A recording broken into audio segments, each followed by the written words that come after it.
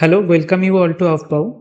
Today we will see in laboratory ultimate analysis of coal हम कैसे करते हैं और कैलोरीफिक वैल्यू कैसे निकालते हैं, चाहे वो ग्रॉस कैलोरीफिक वैल्यू हो या फिर नेट कैलोरीफिक वैल्यू हो। अल्टीमेट एनालिसिस ऑफ कोल का मतलब determination of CHONS carbon, hydrogen, oxygen, nitrogen और sulphur in terms of percentage. सबसे पहले कार्बन और हाइड्रोजन का डिटर्मिनेशन के लिए a known amount of coal हम ले लेते हैं। सपोज कि वो नोन अमाउंट है W gram of coal sample. जितना सैंपल हमारे पास है उनमें से हम W ग्राम कोल सैंपल को लेके उसे बर्न करते हैं under the current of dry oxygen, मतलब ऑक्सीजन के प्रेजेंस में। और ऑक्सीजन क्या होना चाहिए? मॉइस्चर फ्री होना चाहिए, इसीलिए ड्राई ऑक्सीजन ये टर्म यूज किया गया है। और इससे फायदा क्या होगा? कार्बन और हाइड्रोजन जितना भी प्रेजेंस है in the coal sample that will be converted into carbon dioxide and H2O respectively। अब ये प्रोडक्ट ऑफ कंबस्शन को कौन सा प्रोडक्ट है कंबस्शन करने के बाद? एक हो गया कार्बन डाइऑक्साइड, दूसरा हो गया मॉइस्चर या H2O। इनको हम पास करते हैं through tubes of anhydrous calcium chloride and KOH, मतलब पोटेशियम हाइड्रोक्साइड। एक ट्यूब के अंदर रहता है एनहाइड्रस कैल्शियम क्लोराइड, उसके अंदर से हम जो प्रोडक्ट ऑफ कंबस्शन है गैसियस प्रोडक्ट उसको पास करवाते हैं, और साथ में और एक ट्यूब रहता है फुल ऑफ पोटेशियम हाइड्रोक्साइड। और इन दोनों का रोल क्या है? पोटेशियम हाइड्रोक्साइड एब्जॉर्ब करता है किसको? कार्बन डाइऑक्साइड को, क्योंकि carbon dioxide is a non metallic oxide. और हमें क्या पता है नॉन मेटेलिक ऑक्साइड क्या फॉर्म करता है? एसिड फॉर्म करता है, इन this case carbonic acid. So this is an acidic oxide.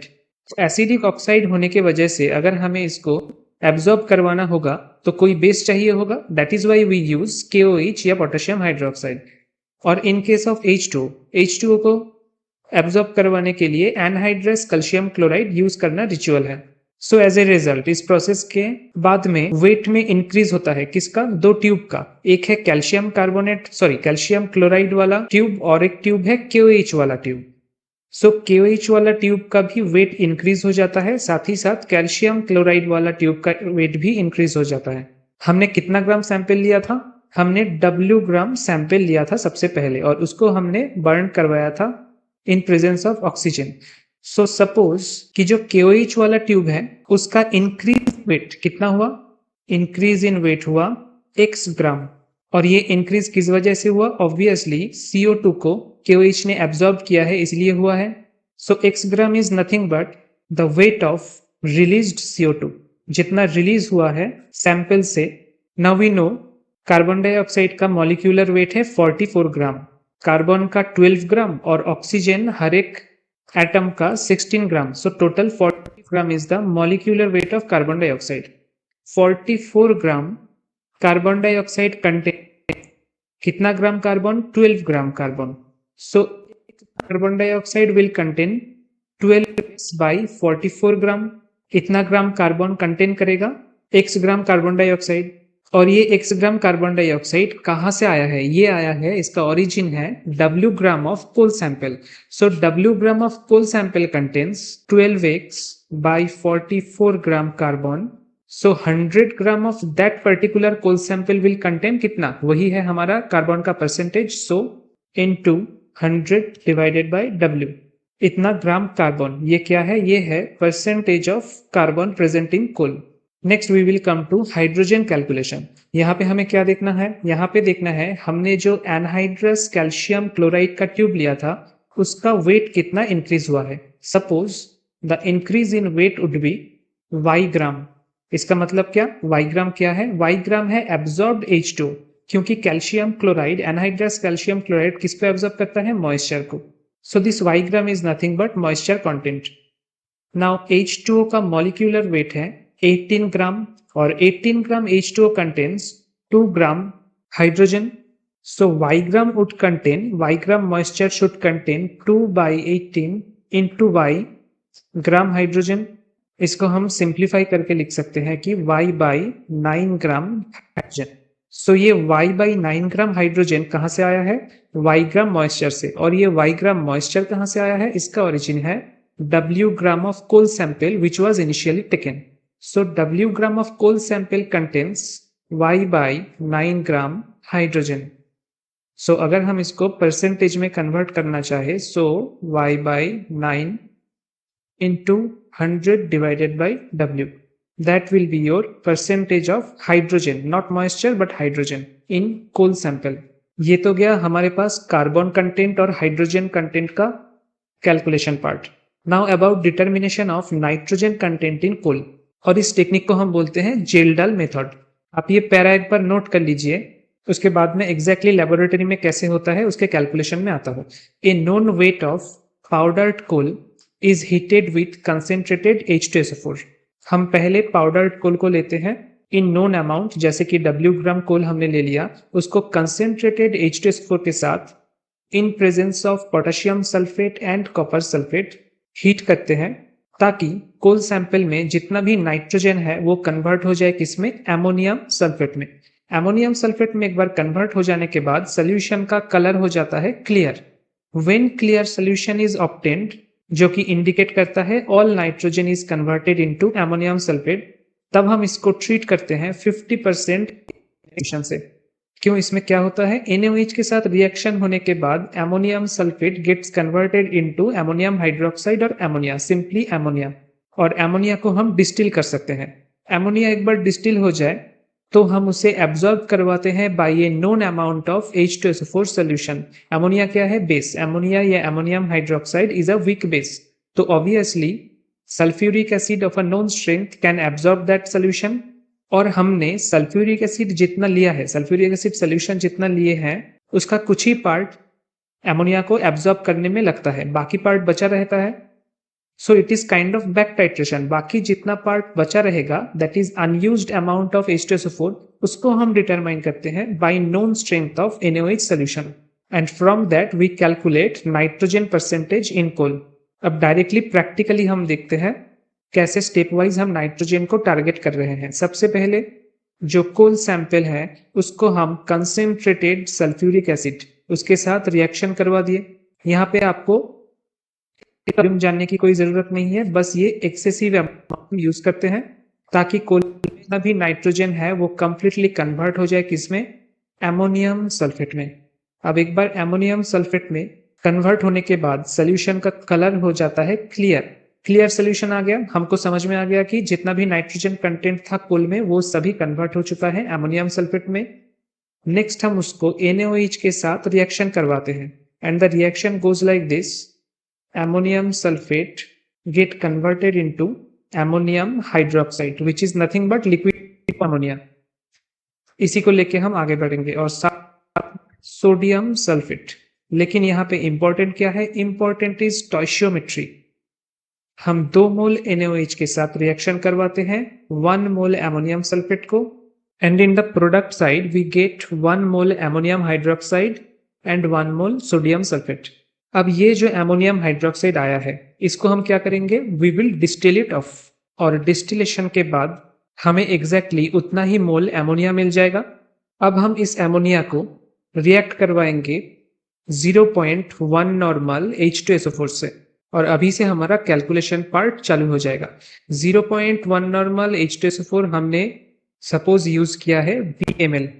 इसका रिएक्शन कुछ इस तरीके से होता है, ammonia plus H2SO4 simply produces ammonium sulfate, मतलब एमोनिया एब्जॉर्ब हो गया.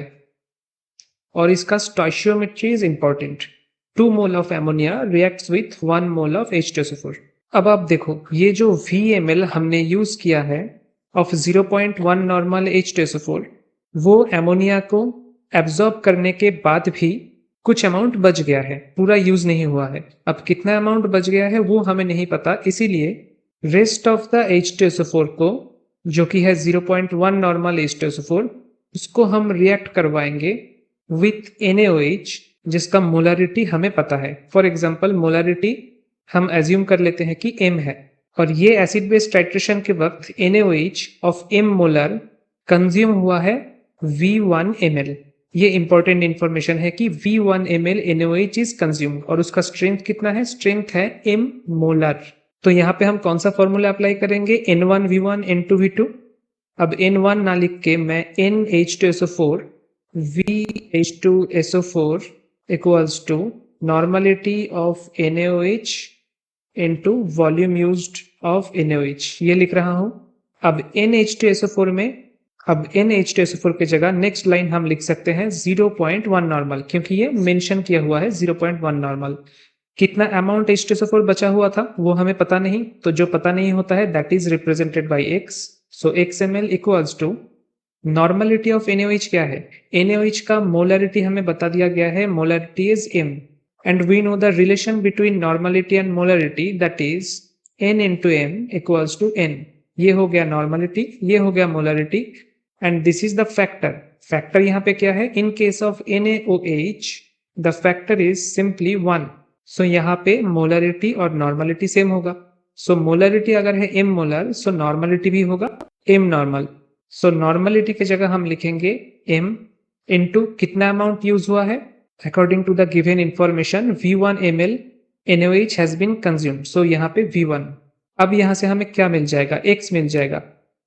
x क्या है, x है rest of the 0.1 normal H2SO4 जो कि बचा हुआ है, बचा हुआ मतलब अनयूज्ड है। So x will be equals to m V1 by 0.1। ये आप ध्यान में रखिएगा, ये है इक्वेशन नंबर। तो XML H2SO4 अगर अनयूज्ड है तो यूज्ड कितना है, यूज मतलब हमने प्रीवियसली जो देखा था, इस एमोनिया को एब्जॉर्ब करने के लिए 0.1 नॉर्मल H2SO4 कितना यूज हुआ है, that is V minus XML। ये अभी क्लियर हो गया कि X अगर अनयूज्ड है सो V माइनस XML है यूज्ड।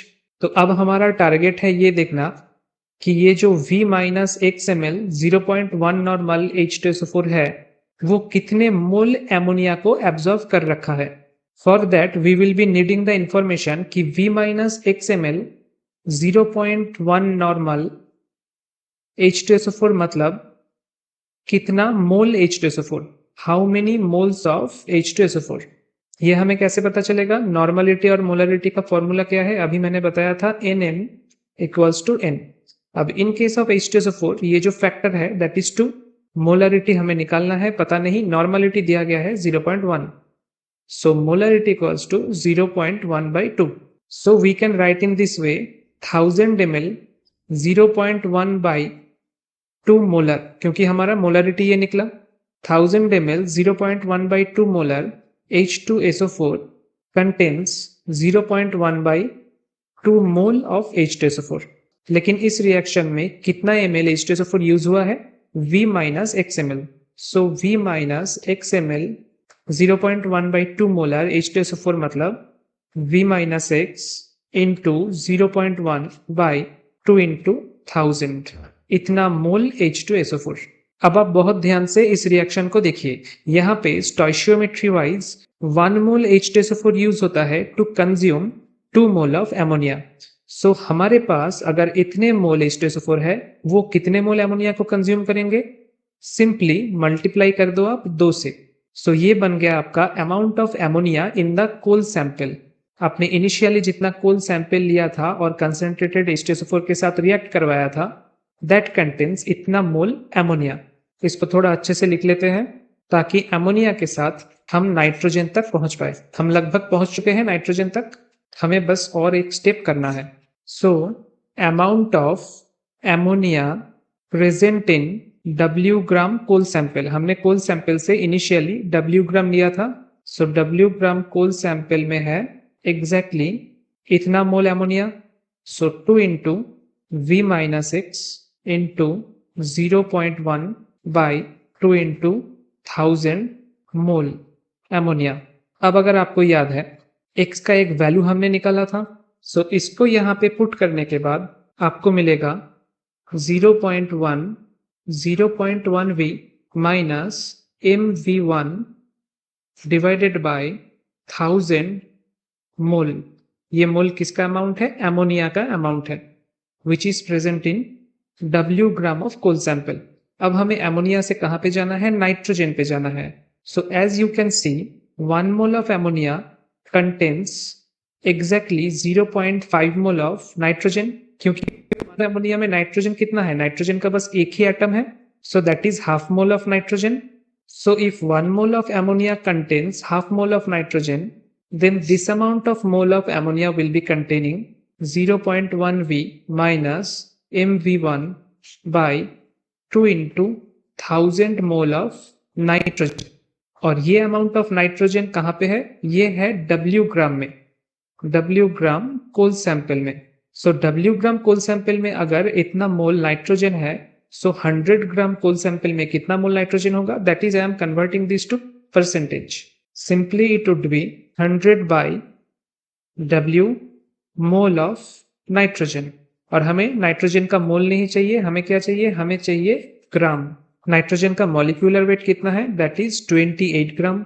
सो हम यहाँ पे 28 से मल्टीप्लाई कर देंगे और इस मोल के जगह ग्राम कर देंगे. सो इतना gram of nitrogen contains and that is the percentage of nitrogen. This is your percentage of nitrogen calculation through Kjeldahl method. इसको और सिंप्लीफाइड वे में आप लिखना चाहो तो 1.4 into 0.1 into V minus mv1 by w. और आपको ये पता है कि 0.1 क्या है, v क्या है, m क्या है, v1 क्या है. So we can write as a generalised Kjeldahl formula कि percentage of nitrogen equals to 1.4 into normality of H2SO4. क्योंकि 0.1 क्या था? Normality of H2SO4. साथ में जो v था that is volume of H2SO4 minus इससे सब्ट्रैक्ट होगा mv1 that is molarity or normality of NaOH into volume of NaOH used. और एकदम नीचे डिनोमिनेटर में सैंपल वेट, सिंपली बस सैंपल वेट ऑफ कोल जितना आपने लिया था. Now next analysis is for sulphur in coal. Sulphur कितना रहता है कोल में इन टर्म्स ऑफ परसेंटेज. इसके लिए हमें एक नोन क्वांटिटी ऑफ कोल को for example W gram burn करना होगा completely in a bomb calorimeter that is also in present of oxygen.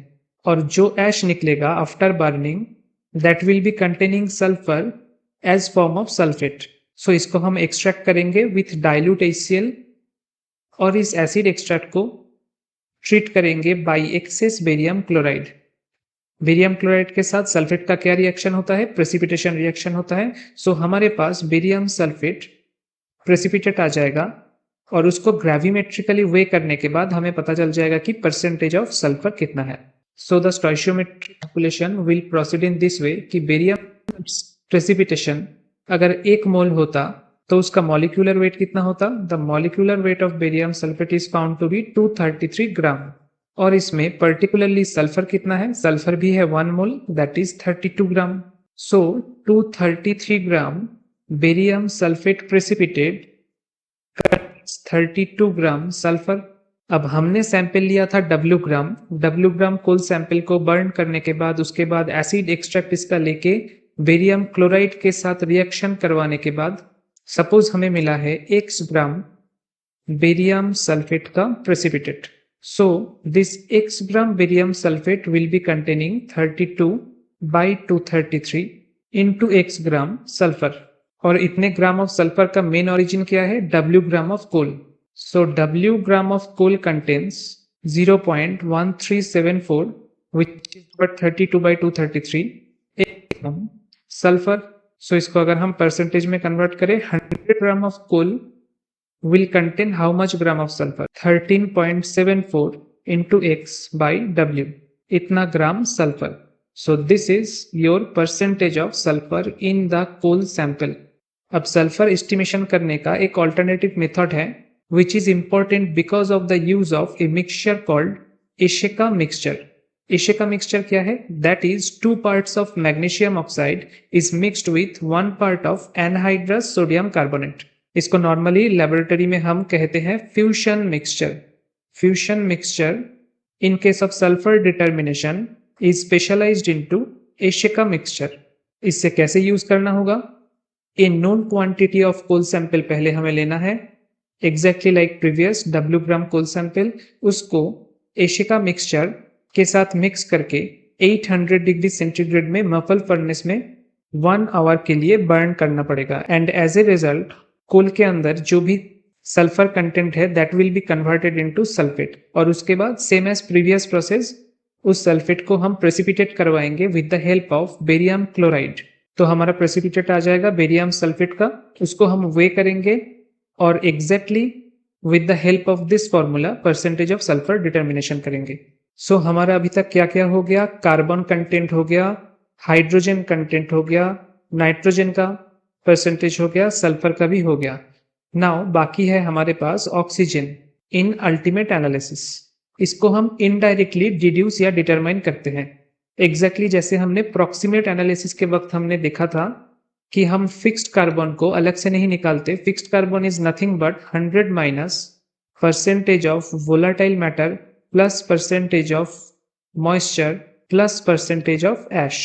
That was fixed carbon in case of proximate analysis. So exactly like that, in case of ultimate analysis, percentage of oxygen will be calculated by the formula 100 minus percentage of carbon plus percentage hydrogen plus percentage nitrogen plus percentage sulfur. So ये हो गया आपका total ultimate analysis. Now there is one more thing of coal which is in syllabus, that is calorific value of coal. Calorific value को हम कैसे define करेंगे? हम thermodynamics के वक्त जो एप्लीकेशन ऑफ थर्मोडायनामिक्स चैप्टर है, दैट इज थर्मोकेमिस्ट्री, वहां पे देखेंगे कि 1 mole of any sample, 1 mole of XYZ any sample, उसको कंप्लीटली बर्न करने के बाद, कंप्लीटली मतलब ऑक्सीजन एटमोस्फियर में जितना टेम्परेचर चाहिए उसको बर्न होने में उतना टेम्परेचर देके बर्न करवाने के बाद the amount of heat liberated, that is enthalpy of the reaction, और ये नेगेटिव में आता है क्योंकि हीट लिबरेट हो रहा है, दैट इज जनरेट हो रहा है। So the amount of heat liberated by the combustion one of 1 unit of coal, ये 1 यूनिट नहीं होगा, ये 1 यूनिट क्वांटिटी होगा। So 1 unit quantity of coal combustion के बाद जितना अमाउंट ऑफ हीट लिबरेट करेगा, that is known as calorific value of that kind of coal.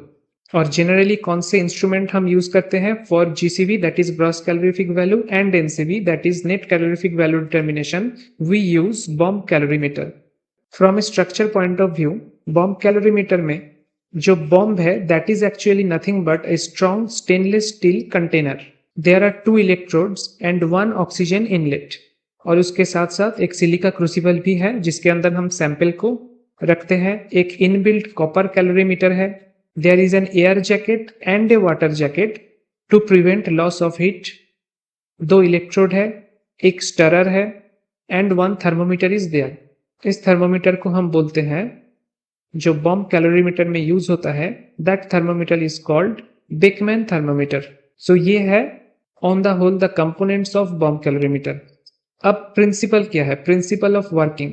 When a weight quantity of coal is burned in the calorimeter. For example, W gram coal को हमने silica crucible में place किया इन the calorimeter, और उसके बाद oxygen environment में उसको combustion किया। So the heat liberated is used in 2 ways. जो हीट लिबरेट होता है उसको हम 2 तरीके से यूज करते हैं। एक है for the heating of calorimeter और एक है for the heating of H2O in the calorimeter. Calorimeter के अंदर there is a known quantity of water which also gets heated by this process. Now, by equating the heat given out by the fuel with the heat taken up by the calorimeter as well as by the water, we get the calorific value.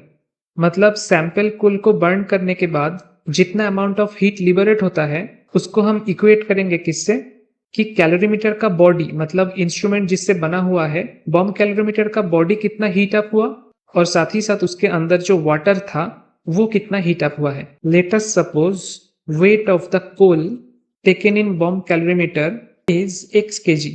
Calorimeter में, bomb calorimeter के case में हमेशा kg में calculation होता है, bulk में, क्योंकि ये एक बल्क प्रोसेस है। Now the weight of the water which was already present in the calorimeter is suppose y kg and the water equivalent, ये लाइन बहुत इंपॉर्टेंट है, the water equivalent of the calorimeter plus thermometer plus stirrer is equals to suppose Z kg। अब ये water equivalent क्या है?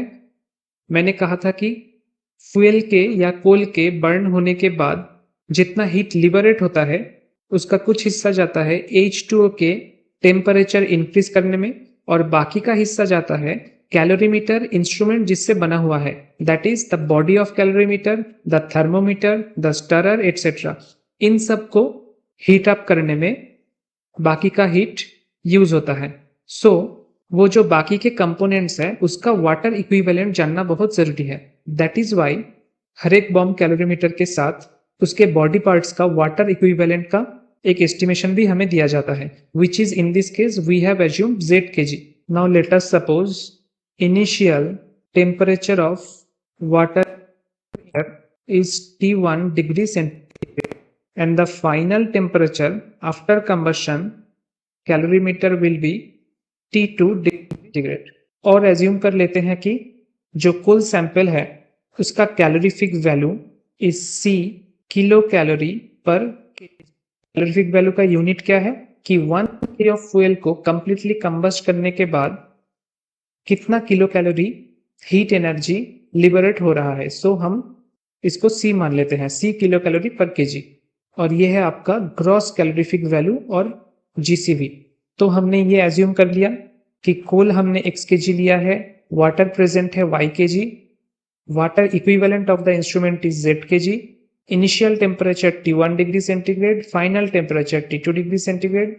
तो अभी आप बताओ कंबस्शन के वक्त हीट गेन्ड बाय वाटर कितना होगा।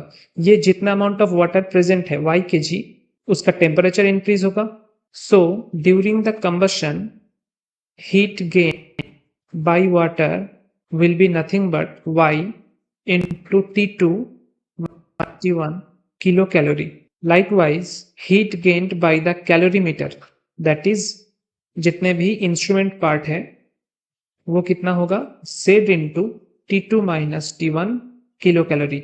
सो टोटल हीट गेन कितना हुआ, total heat gain y into T2 minus T1 plus Z into T2 minus T1 और in more short y plus z into T2 minus. ये हुआ आपका total heat gain.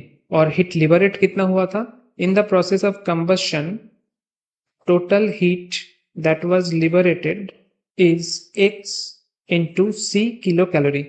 क्योंकि C को हम क्या एज्यूम किए थे, किलो कैलोरी पर केजी, ये था calorific value of the fuel और फ्यूल हमने लिया था x kg। So x kg into C kilo calorie per kg क्या हो जाएगा x into C kilo calorie, that is total heat liberated. और बॉम्ब कैलोरीमीटर का प्रिंसिपली ये है कि total heat gain is equals to total heat liberated. So we can write xc equals to y plus z into T2 minus T1 और finally calorific value equals to y plus z into T2 minus T1 by x kilocalorie per kg.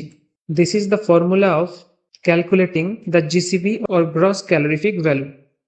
अब बाकी क्या रहा, net calorific value. Net calorific value क्या है, हमारा जितना gross calorific value है वहां से हमें सब्ट्रैक्ट करना पड़ता है latent heat of water vapour formed. क्योंकि बॉम्ब कैलोरीमीटर में जितने अमाउंट ऑफ वाटर रहता है उसका कुछ पार्ट वेपर में फॉर्म हो जाता है and loss of latent heat occurs. So इसका फाइनल फॉर्मूला आएगा C minus 0.09 H into 587। Unit क्या है, same as previous kilo calorie per kg. यहाँ पे C है ग्रॉस कैलोरीफिक वैल्यू, H है percentage of hydrogen in fuel in this case coal, और 587 kilo calorie per kg is nothing but the latent heat of steam. So ये हो गया coal sample का ultimate analysis, gross calorific value calculation and net calorific value calculation. So thank you for today and have a nice day.